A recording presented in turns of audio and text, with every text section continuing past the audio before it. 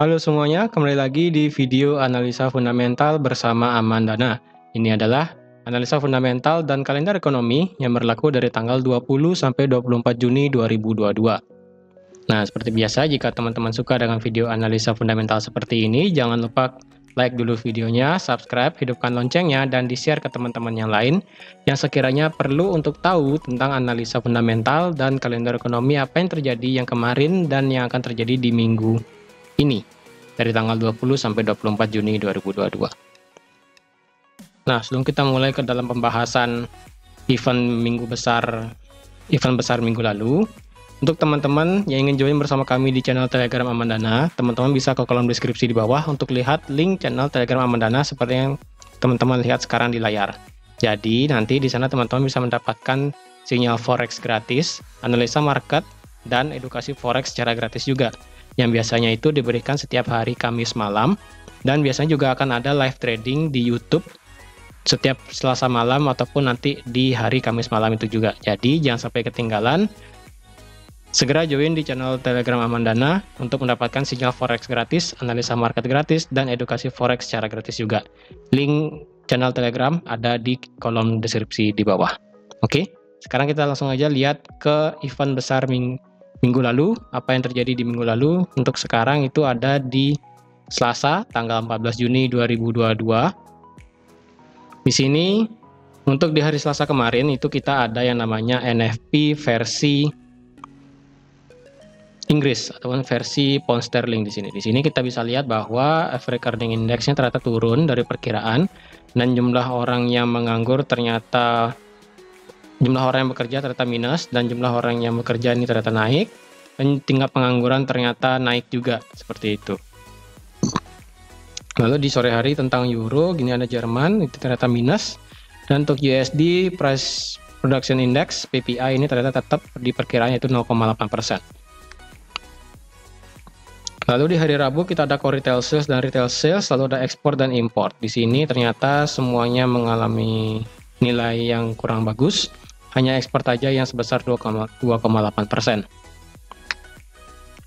Lalu di hari Kamis kita ada FOMC Economic Projection, lalu ada FOMC Statement dan The Fed Interest Rate Decision, yang dimana di sini kalau teman-teman tahu, jika teman-teman trading di semua pair USD,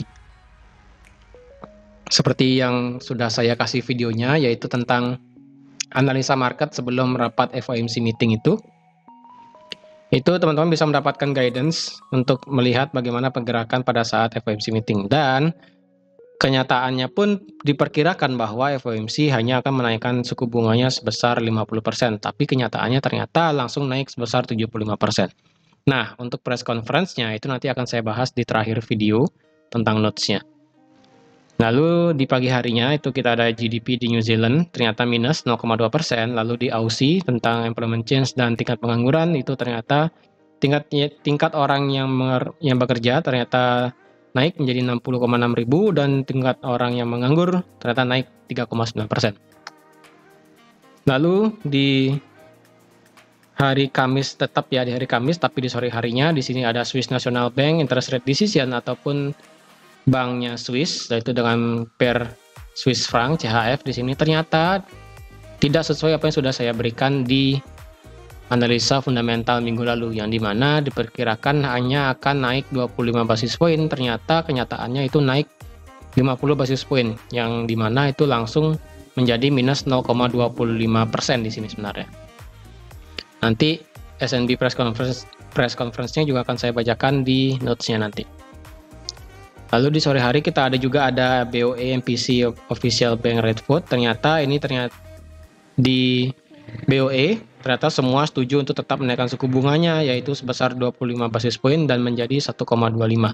Kalau kita lihat suku bunga pound sterling kemarin sebelum naik itu kan sebesar 1%, dan sekarang sudah naik menjadi 1,25%. Yaitu naik berarti 26 basis poin seperti diperkirakan, yaitu di sini.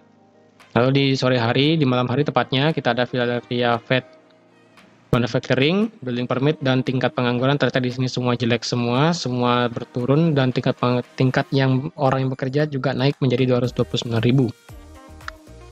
Nah, di hari Jumat kita ada BOJ Interest Rate Decision dan press conference-nya. Itu ternyata minus 0,1%, tetap tidak berubah apapun yang terjadi. Sedangkan untuk di core CPI di sore hari kita ada di euro ternyata tetap sama, itu di 3,8% dan di 8,1%. Nah, sebelum kita nanti bahas notes-nya dan juga ada rapat dari FOMC meeting-nya dari The Fed itu, kita bacakan dulu tentang apa yang terjadi di minggu ini. Jadi nanti di hari Senin tanggal 20 Juni itu market Amerika ataupun USD itu libur. Lalu di hari Selasa kita ada RBA meeting minutes dan government low speaks, yaitu adalah gubernur dari Reserve Bank Australia itu sendiri. Di sini ada jam 8 dan jam setengah 10. Lalu di malam hari kita ada core retail sales dan retail sales di Kanada dan existing home sales untuk di US dollar.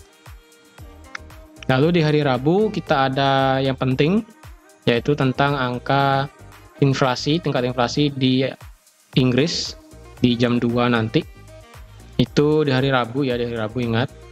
Yaitu di sini diperkirakan naik menjadi 9,1% dan core CPI-nya naik tetap, yaitu di 6,2%. Lalu untuk di Kanada diperkirakan inflasinya kemungkinan turun sedikit dan core CPI-nya turun menjadi 5,4%. Dan di sini pun juga di malam harinya kita akan melihat yaitu The Fed Chair Powell testifies, yang dimana mengatakan tentang di Senat tentang ekonomi, perilaku ekonomi dan tingkat inflasi terhadap tingkat suku bunga yang sudah dinaikkan oleh The Fed. Seperti itu. Biasanya ini akan dilakukan sebanyak 2 kali. Lalu di hari Kamis kita juga ada di sini yaitu The Fed Chair Powell atau Jerome Powell-nya memberikan keterangan testimoni jam 10. Berarti di hari Rabu dan di hari Kamis kita ada Jerome Powell memberikan testimoni. Tapi di hari Kamis di sore hari kita ada Jerman Manufacturing, lalu ada Manufacturing PMI di pound sterling dan Manufacturing dan Service di US dollar. Berarti di hari Kamis ini secara kesimpulannya dilengkapi oleh Manufacturing dan Service PMI dan ditutup oleh Jerome Powell testifies jam 10 malam. Lalu di hari Kamis kita ada di pound sterling yaitu core retail sales dan retail sales. Lalu di sore harinya ada Jerman Ifo Business Climate Index. Nah, sekarang kita akan bacakan sedikit mengenai notes apa yang terjadi di minggu kemarin ya, dan mungkin akan masih berdampak di minggu ini. Jadi yang pertama adalah memang ada beberapa dampak dari euro jika teman-teman trading di mata uang euro. Jadi yang pertama di sini ECB berjuang untuk keluar dari resesi tahun ini. Seperti yang kita tahu bahwa yang sudah saya berikan tadi, angka inflasi di euro yaitu CPI number-nya year of year-nya itu sebesar 8,1%. Dan saat ini ECB seperti yang sudah saya katakan di minggu lalu juga di analisa fundamentalnya akan menaikkan suku bunganya sebesar 25 basis point di bulan Juli dan kemungkinan akan menaikkan lagi suku bunganya sebesar mungkin 50 ataupun 75 basis point tergantung dari data ekonomi yang akan terjadi di bulan September nanti. Seperti itu. Jadi di saat ini ECB berjuang untuk keluar dari zona resesi.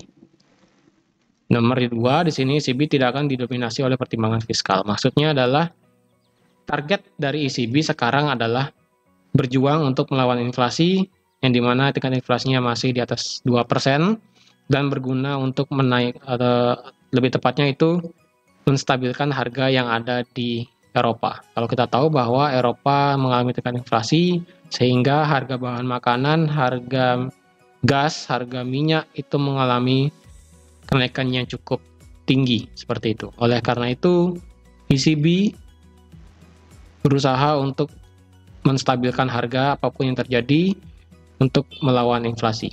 Salah satunya adalah dengan menaikkan suku bunga, seperti itu. Lalu yang ketiga, BOJ mempertahankan suku bunga yang sangat rendah, skenario dovish masih berlanjut. Ini mungkin nanti akan saya kasih lihat notes-nya sedikit untuk di Bank of Jepang press conference-nya ya. Press conference-nya yang di sini mungkin nanti akan saya kasih tahu. Nah, nanti di sana teman-teman bisa mendapatkan skenario dari Bank of Jepang itu sendiri. Jadi Bank of Jepang sendiri masih mempertahankan yang namanya suku bunga ultra rendah dari Bank of Jepang itu sendiri. Dan oleh karena itu sikap dari Bank of Jepang yang masih dovish itu masih sangat sangat luar biasa dovish pokoknya lah, seperti itu. Jadi kalau kita lihat di sini kan BOJ di sini masih minus 0,1. Jadi apapun yang terjadi, mungkin bisa dibilang ini menjadi satu-satunya bank sentral yang ada di negara besar, mungkin bisa dibilang ya, yang biasanya dipakai untuk trading forex, itu menjadi satu-satunya bank sentral yang masih tidak mau menaikkan suku bunganya. Seperti itu.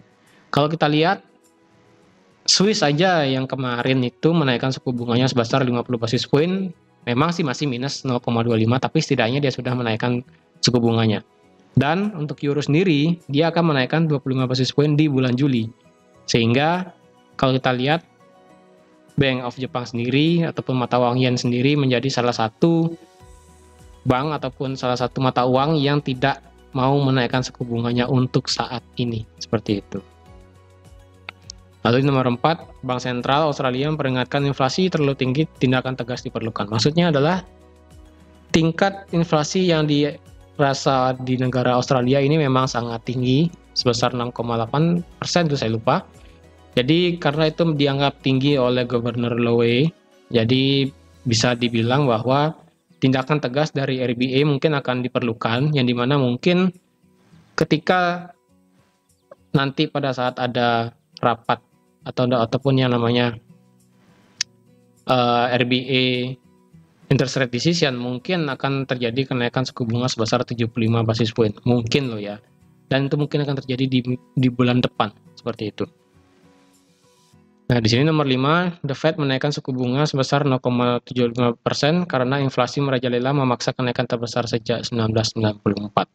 Karena kita tahu bahwa tingkat inflasi di Amerika itu sebesar 8,6%, yang dimana itu tertinggi sejak 40 tahun terakhir, mau tidak mau, Jerome Powell, selaku chairman dari The Fed, menaikkan suku bunganya sebesar 75 basis point, yang dimana itu merupakan kenaikan suku bunga tertinggi sejak tahun 1994.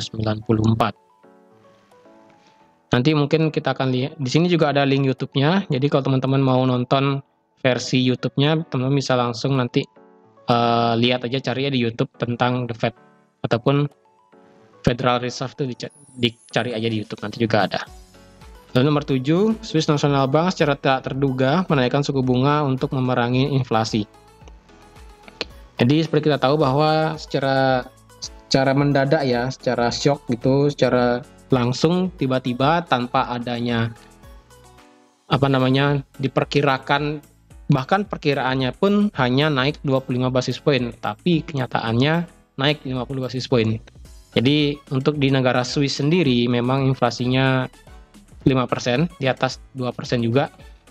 Tapi dari SNB sendiri memang menaikkan suku bunganya langsung sebesar 50 basis point. Jadi Swiss pun sudah menaikkan suku bunganya. ECB pun, Eropa pun akan menaikkan di bulan Juli. Tapi kalau kita lihat di sini Bank of Japan sendiri pun tidak mau menaikkan suku bunganya. Dia biarkan dovish, tidak peduli apapun yang terjadi. Untuk saat ini ya, tapi untuk di bulan depan mungkin ada yang terjadi, mungkin kita tidak tahu. Lalu yang terakhir, BOE menaikkan suku bunga sebesar 25 basis point lagi, tapi untuk mengatakan siap untuk bertindak tegas. Nah, di sini kalau kita lihat, BOE memang menaikkan suku bunganya 25 basis point setelah 1% kemarin. Memang tidak seagresif dari The Fed, 75 basis point, walaupun di negara Inggris sendiri tingkat inflasinya sebesar 9%, hampir 10% itu. Mungkin di sini bisa dibilang gubernur dari BOE mungkin bisa dibilang sedikit pintar ya, karena risiko dari menaikkan suku bunga secara cepat itu adalah dampak dari ekonomi negara itu sendiri juga.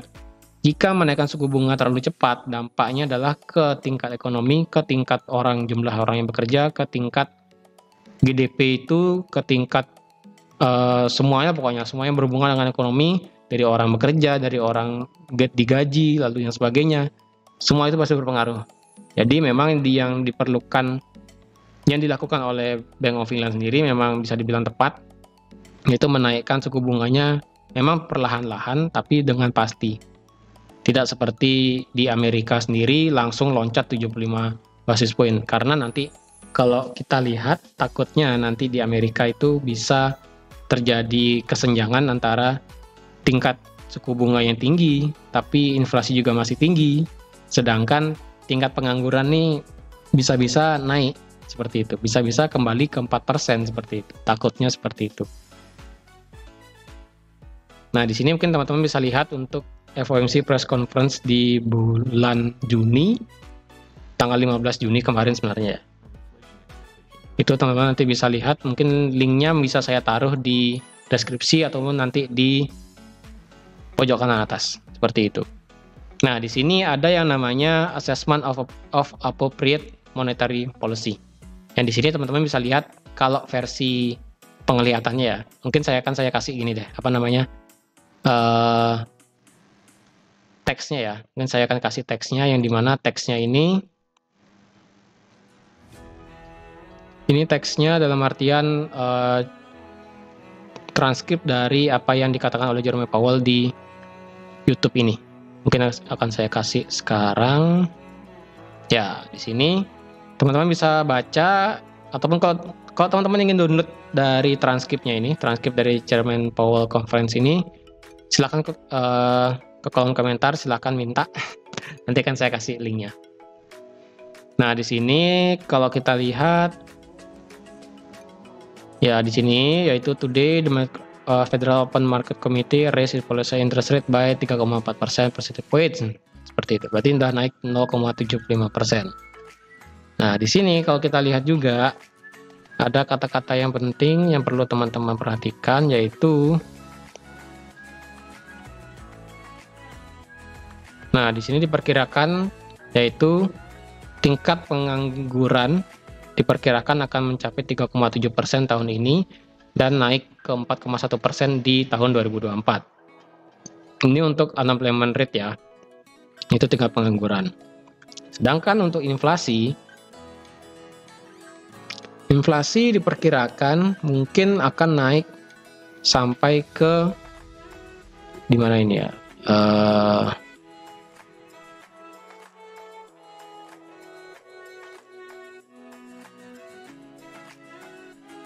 Tingkat inflasinya di 8,6%. Lalu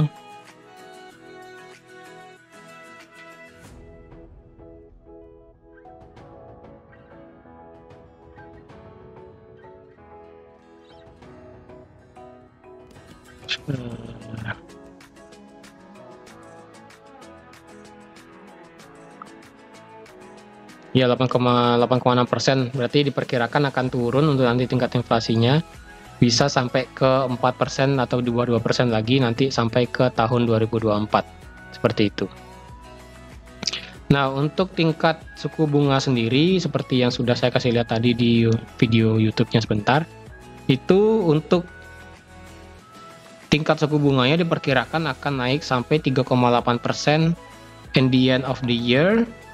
Berarti 3,8% sampai di akhir tahun 2022 dan akan turun sampai ke 3,4% di tahun 2024. Seperti itu. Nah, kalau kita lihat juga mungkin kemungkinan setiap pertemuan yang dilakukan oleh FOMC meeting mungkin akan naik sebesar 50 atau 75 basis point. Seperti itu. Jadi kalau kita lihat lagi di YouTube-nya, itu kalau teman-teman lihat juga di YouTube-nya itu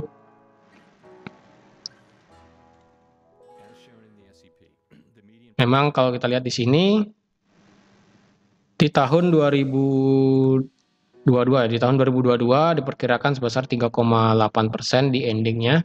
Lalu di tahun 2023 akan turun. Lalu di tahun 2024 mungkin akan turun lagi dan di tahun 2000 selanjutnya akan turun lagi ke 2%. Seperti itu. Lalu di sini juga akan saya kasih sedikit tentang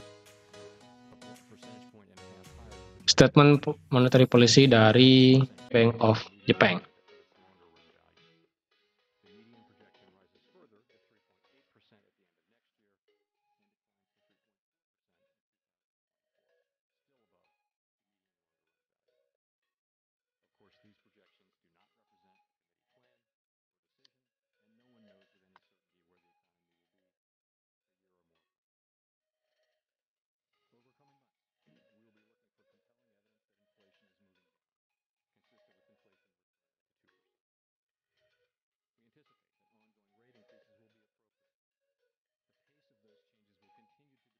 Oke, sepertinya dia tidak mau keluar, berarti nextnya kita akan lihatnya langsung ke sini ya.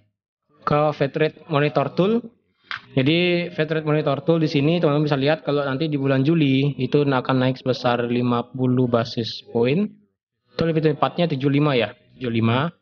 Dan sampai di akhir nanti di bulan Desember itu bisa sampai ke 3,5 sampai ke 3,75. November di sini 3,25 sampai 3,5, lalu di September 2,75 sampai 3. Seperti itu. Jadi di sini bisa dibilang setiap meeting nanti di bulan Juli, September, November, dan Desember terus akan menaikkan suku bunga sebesar 50 basis point atau bahkan 75 basis point. Jadi seperti itu. Jadi kalau bisa ditarik kesimpulannya adalah semua mata uang yang ada di Forex, lebih tepatnya hampir semua bank sentral itu sudah menaikkan suku bunganya kecuali Bank of Japan. Mohon diingat ya. Semua akan menaikkan suku bunganya, bahkan sudah, itu kecuali Bank of Japan.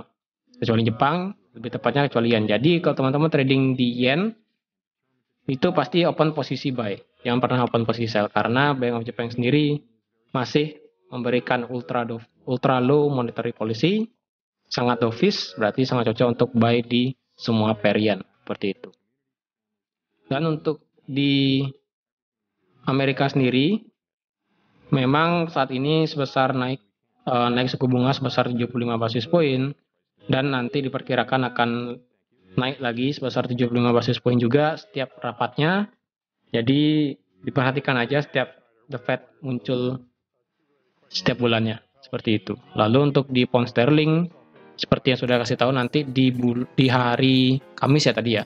Dari Kamis itu ada CPI number untuk di pound sterling, jadi berhati-hati terhadap teman-teman yang trading di pound sterling, karena pada saat keluar angka inflasi itu biasanya pasti akan berdampak terhadap market, seperti itu. Oke, jadi teman-teman sekian aja untuk analisa fundamental dan kalender ekonomi di minggu ini. Jika teman-teman ada pertanyaan seputar analisa ini ataupun ingin berkomentar tentang analisa ini, teman-teman bisa langsung ke kolom komentar di bawah, nanti kita bisa diskusi bareng tentang pertanyaan teman-teman semua. Jadi, terima kasih semuanya, terima kasih sudah menonton video ini sampai habis, terima kasih juga sudah like, share, subscribe, dan hidupkan juga lonceng notifikasinya. Dan sampai jumpa di analisa fundamental mingguan berikutnya. Bye-bye.